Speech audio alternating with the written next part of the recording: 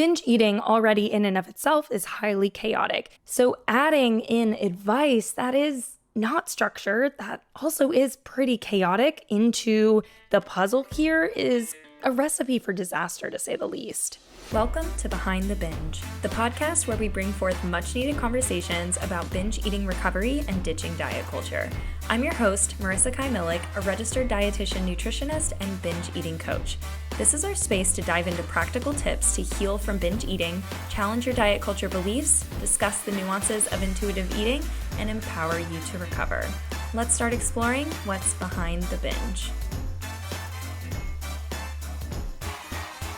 Hello, everyone. Welcome back to Behind the Binge Podcast. It's your host, Marissa. What sparked today's conversation was actually a discovery call that I had yesterday. For those that don't know, a discovery call essentially is a call that we can hop on if you're interested in private coaching or the academy to make sure that you're the right fit for the program. Those who apply to my programs, whether it's private coaching or group coaching, generally get an email or a DM from me asking if they want to set up a call, if I feel like they're a good fit, so that way we can both chat. I can get to know them more, they can get to know me more, and we can really make sure that working together would be the best steps for both of us moving forward. If you hear my dog in the background, she's like stretching, getting comfortable, probably gonna be snoring here in a little bit. She's just hanging out for the day. So on that discovery call, she was sharing with me what felt like it hasn't worked for her in the past in her binge eating recovery journey. And what that was this idea that binge eating recovery comes from eating what you want when you want, right? Having that unconditional permission to eat. But there's a lot of misconceptions around what unconditional permission to eat means. So I'll link some of my blog posts and previous podcast episodes about unconditional permission to eat below. However, what this client has previously been told is that any sort of structure on her journey to heal her relationship with food is restrictive, and that in order to heal, she just needs to keep listening to her cravings and eating whatever, whenever she wants. Well, I'm here to tell you that my jaw almost hit the floor when she told me this, because this is absolutely not true. And this type of advice could lead someone who struggles with binge eating to get stuck in an even deeper binge spiral. Binge eating already in and of itself is highly chaotic. So adding in advice that is not structured, that also is pretty chaotic into the puzzle here is a recipe for disaster, to say the least. Some consider this approach of just going for eating whatever you want when you want all in. And while going all in is an approach to binge eating recovery, I'd say for the majority of my clients, I would not recommend the all in approach because, like I said, it's kind of a highly chaotic, uncertain approach to recovery. It takes a really specific kind of person with a really specific vision and understanding of recovery to be able to do all in an appropriate, non-damaging way. But a majority of my clients have been burned by trying to do this all-in type method, and they're seeking more structure, but have been told or made to believe that more structure would keep them stuck in the binge eating cycle. This is not true. Structure in binge eating recovery is not inherently restrictive. Structure tends to decrease overwhelm, and structure actually allows you to address specific needs along the way. A binge is a sign of a need not being met, whether that's a physical need, a mental need, an emotional need, a safety need. And so along the way in binge eating recovery, we implement structure in order to address in an informed way those specific needs. So for example, if one of the needs that is not being met for a client is just generally not eating enough, then we will implement structured eating patterns to support eating enough. If they weren't eating enough before, just telling them to eat more and eat when they want to is not necessarily going to meet that need. There's a reason why eating enough was difficult in the past, and so just saying eat more, honestly, it's dangerous. So here's what I want to get into when it comes to debunking this idea that binge eating recovery is just about eating whatever, whenever. I want to share with you where I start with clients, how we get from binge eating to actually creating structure for long-term binge freedom. I want to answer the question, why plan? Where is planning and structure helpful? And also maybe where it's not so helpful. I'll give you some examples of what planning might look like in recovery. I want to share a bit about how I actually teach structure to my dietitians in my Behind the Binge mentorship group so that they can better support their clients. And lastly, I'll talk about how intuitive eating absolutely includes structure. I myself have a lot of structure when it comes to my eating, and I'm still an intuitive eater. So let's get into it. So the very first thing I do with all of my clients in our first session together is set goals. Obviously, we have to have something we're working towards. However, just setting those really broad long-term goals can add to the overwhelm and uncertainty. Something like, I want to stop binge eating is obviously a fantastic goal, but that's definitely a long-term goal. In my work, we seek to go behind the binge, make shorter, more tangible goals to get us to that eventual goal of stopping the binges. It just makes recovery so much clearer because you know what you're working towards, and it's a lot more approachable when it's not so broad to just stop binge eating. Yeah, if having the goal of stopping binge eating was all it took, then I probably wouldn't have a job. So we first start with those big, broad goals. Why are you here? What is it that you want to get out of working together? Then we break them down into shorter term goals. From there, we identify the biggest barriers keeping them from those shorter term goals. So if the big long-term goal is to stop binge eating, their short-term goal might be to stop stressing and obsessing over fear foods, or to stop feeling out of control with a specific food like peanut butter. And the biggest barrier that's keeping them stuck feeling out of control with peanut butter might be the judgment and the mental roadblocks around having peanut butter as part of their life. So now we will start addressing that barrier of peanut butter feeling off limits, forbidden, like a bad food, with strategies, curiosity, and planning. So why would we plan when it comes to breaking the food rule of eating peanut butter? Well, if I just said, eat the peanut butter when you want it, whenever you want it, well, yes, that is a strategy we could take. Having a plan can decrease the chaotic nature of just that strategy alone. So a strategy for this might look like, hey, let's introduce peanut butter in a planned, consistent way. So that way you start to recognize, hey, peanut butter is predictable.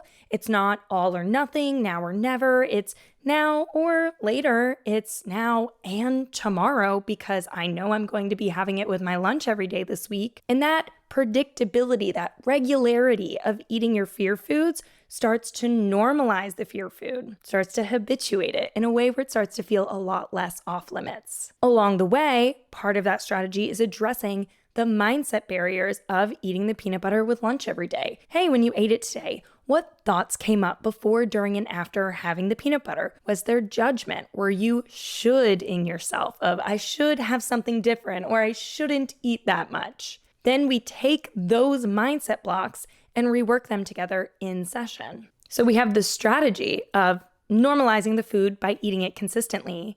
We're planning it by, hey, you're going to have peanut butter with your lunch every day this week.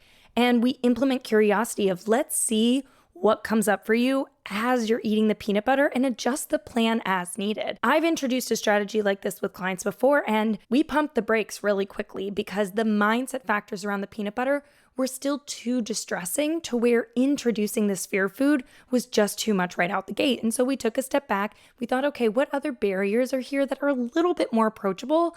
And let's make that goal of not obsessing and stressing and binging on peanut butter a little bit of a later eventual goal. Let's start with something a little gentler right now, a little easier. The eventual goal also might be so that you can eat peanut butter whenever you want. But right now saying, hey, have peanut butter around, just eat it whenever you want, is likely going to end in a binge. And while binging is part of binge eating recovery, we want to try to mitigate the chances of a binge as often as possible because binge eating is not fun. Also, when we get curious to why the binges are happening in the first place, this planning and strategy is really just about taking informed action to meet our body's needs without needing a binge to do so. I hope that makes sense. Essentially, if a binge is a way your body is seeking to get a need met, if we can meet that need proactively, then the idea is the binge won't need to happen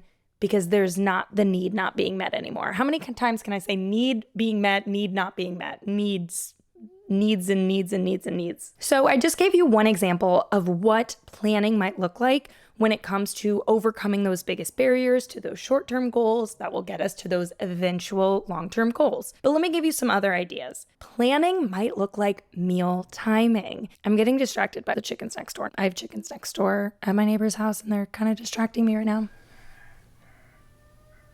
You hear that?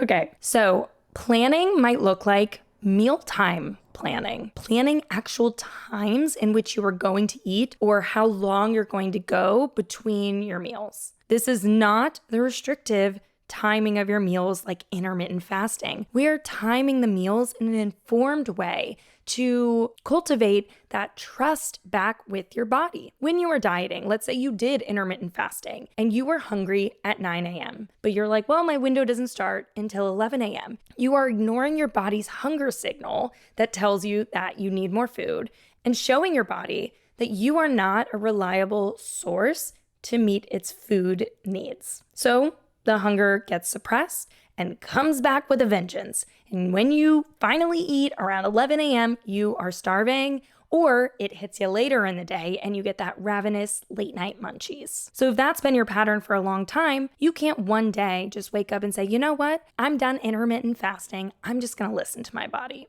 Well, what your body has heard for however long you did intermittent fasting is that you're not trustworthy or reliable. Food is scarce. Food is limited within the windows that we allow ourselves to eat. So all of a sudden, we're not going to get back reliable, consistent hunger fullness signals because all of a sudden, our body's not going to know that we are reliable and consistent with meeting our body's needs. So we have to show our body food's not going anywhere. We are going to meet our needs proactively and show up for our body so we can be seen as a reliable and trustworthy source of eating enough food again. It's like our mind and our body are connected, but biologically, there are primal driving forces to getting certain needs met that can't be overridden by our brain. They play roles together. They intermingle.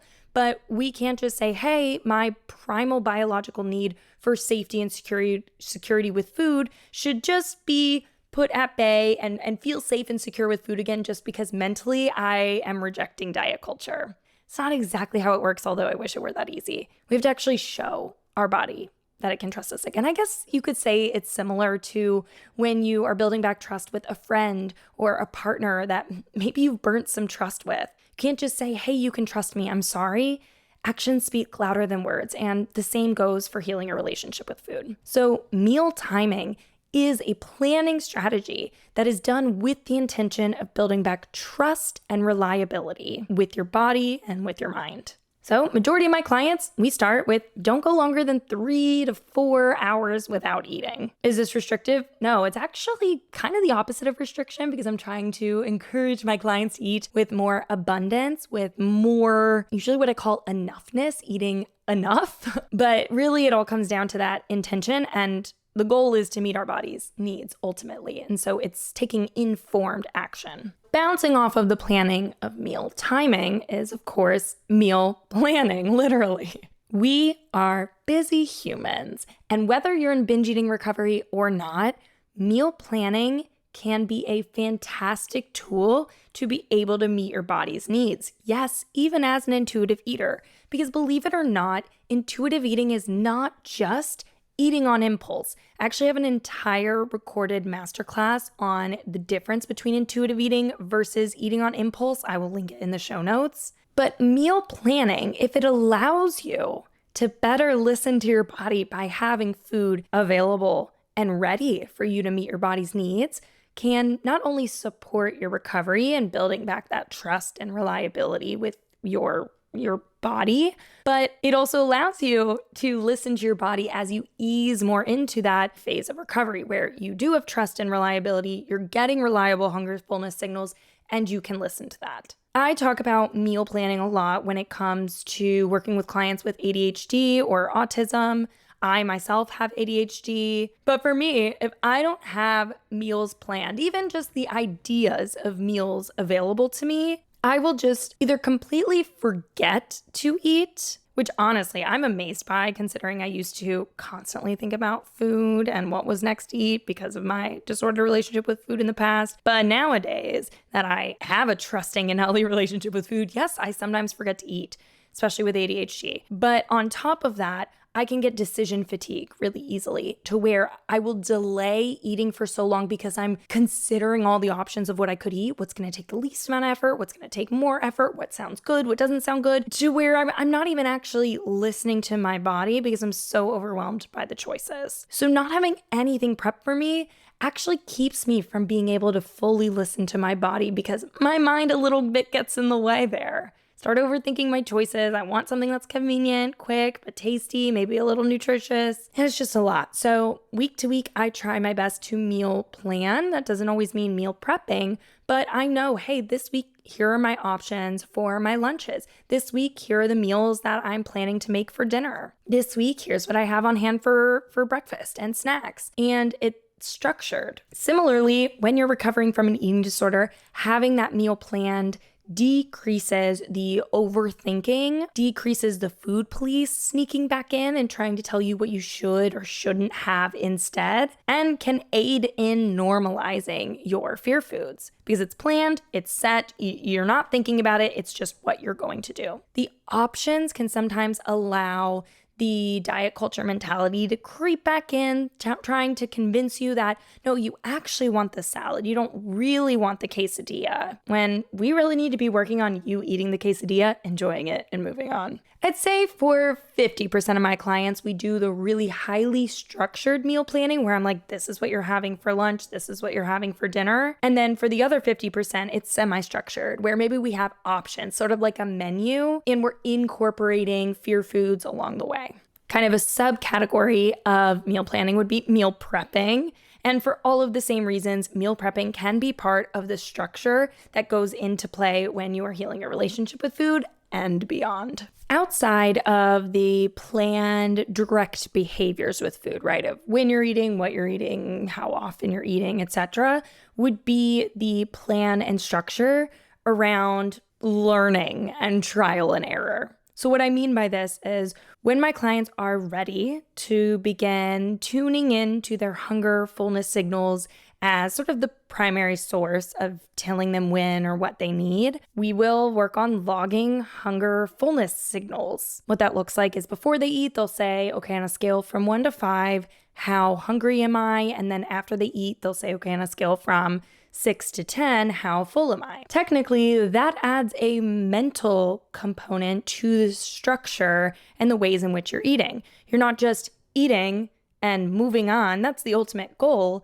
But at the beginning stages of recovering from an eating disorder, or even just if you're gently moving into intuitive eating, there's a lot of trial and error, a lot of curiosity, a lot of reflection and learning as you go in order for you to be able to unlearn what you've maybe learned from diet culture, or what people say you should or shouldn't be eating, or how much you should or shouldn't be eating, and better learn how to just attune to your own body's needs. So we implement the structure of journaling hunger fullness cues as often as possible, and then having reflection after to figure out what would I do differently next time, which means adjusting your future actions. Again, another example of how intuitive eating and listening to your body is not just about the impulse. It's also about what you've done in the past, what your takeaways were from those experiences, so that you can apply what you've learned to your future self to better meet your body's needs moving forward. Coming from those hunger fullness reflections and journaling about that comes adjustment of the plan. So if we've been doing something that we recognize through the hunger fullness scale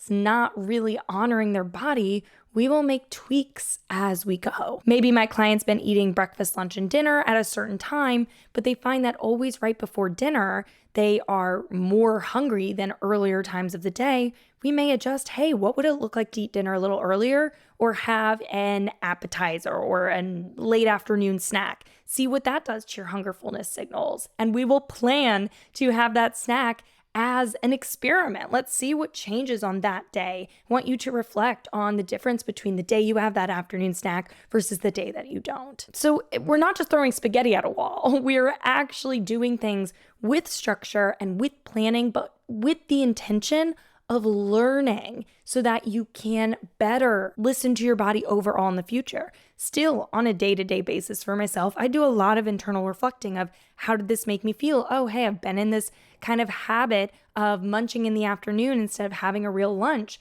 How is that making me feel? I might recognize, hey, the way I've been eating is not giving me the energy or stamina to sustain my afternoon motivation. So what would I do differently tomorrow? What do I want to do differently moving into next week? And adjusting from there, which for myself usually includes a lot of planning. Furthermore, outside of food behaviors, binge eating has a highly psychological and emotional component. While we cannot meet our emotional needs if our physical needs are not being met, we cannot put talking about emotional eating or emotional coping strategies on the back burner. So what I mean by this is that obviously we've all experienced hunger. If we are hungry, it is difficult to regulate our emotions. So if we have hunger and we're trying to cope with that anger by going for a walk, meditating, etc., it's not really going to work.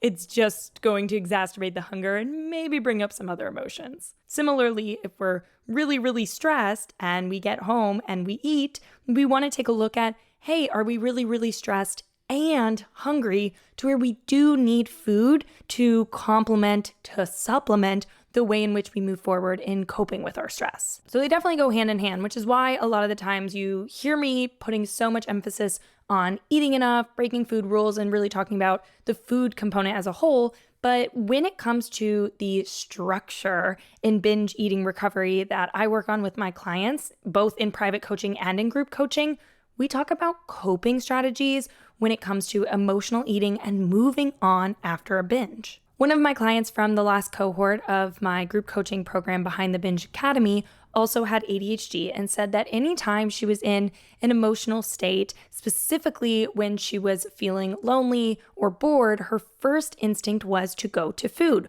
whether or not she was actually hungry, whether or not she had just eaten. So we started to implement a plan for when she would get that instinct to eat. How does she recognize, hey, this is actually boredom? How does she do something that's going to stimulate her enough, similarly to the way food is stimulating, without feeling restrictive? My voice just cracked. And that took a lot of trial and error, but it started with a plan. Hey, next time you feel that way, this is what you're going to do instead. End of the conversation. That's what you're going to do. She would practice that, and then she would come back to me with reflection or with a win or with something that was a little challenging about it so we could adjust it and go from there. But all along the way of having this plan around how she can cope with her loneliness and boredom was a lot of curiosity, a lot of trial and error, and a lot of structure. So it's just really me nailing in the point that structure and planning is not just an important part of binge eating recovery, it's a necessary part of binge eating recovery. So this idea that any structure or any planning to your recovery would be a burden to your recovery it kind of makes me angry. It's really not something that I would recommend anybody to do. Another binge eating or emotional eating strategy you may have heard me talk about on this podcast before or some of my past webinars is to set a timer when you get the urge to binge, do something else, and then revisit how you're feeling when the timer goes off. Without that strategy, without that structure, that plan of, hey, next time you have that urge, set the timer and then reassess, one might just give in to that urge without really learning or assessing how they're feeling or what they're needing. Is the answer food? It might be. Food might be what they're needing when that urge to binge comes on. But when we just initially act on that always so impulsively, it doesn't give us a moment to pause and really learn about what's going on so we can best meet our needs with the actions we do following that urge. If you have downloaded, I know I'm throwing a lot of different resources at you throughout this episode today, but if you've downloaded my binge freedom cheat sheet, you will find that a lot of the ideas on there that are related to what to do before, during, or after a binge have structure to them, are highly structured. And so maybe take a look at that and look at the ways in which adding some structure to your recovery plan might support meeting your body's needs and stopping the binge eating cycle long term. You might be now wondering, Marissa, where's the line between a structured approach to binge recovery and structure in intuitive eating and dieting and just following a bunch of rules? Great question.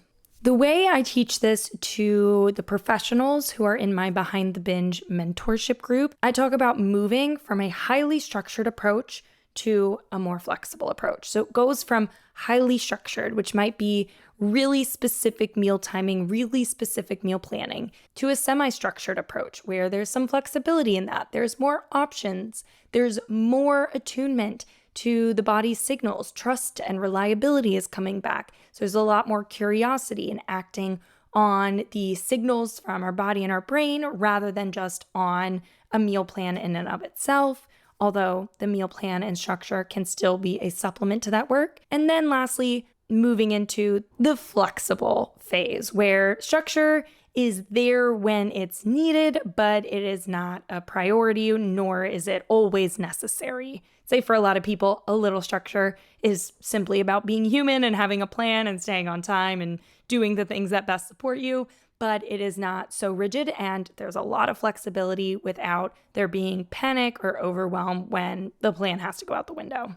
And let me note, for some people, they will stay in the semi-structured phase forever. It all comes back to the individual, their needs, both physically and mentally. So for someone with ADHD, they may need to always stay semi-structured. And so if someone you're working with is not considering your unique individual needs, where they consider your mental health, your job, your career, etc., then they're not actually applying recovery and intuitive eating to you as a unique individual. They're applying it to you as rules and like it's one size fits all, which it's not. Even when I'm teaching in a group coaching setting where that is a highly structured sort of setup where I'm teaching every single week on a specific topic, I'm giving specific action steps to a group of people, it is never preached as a one-size-fits-all thing.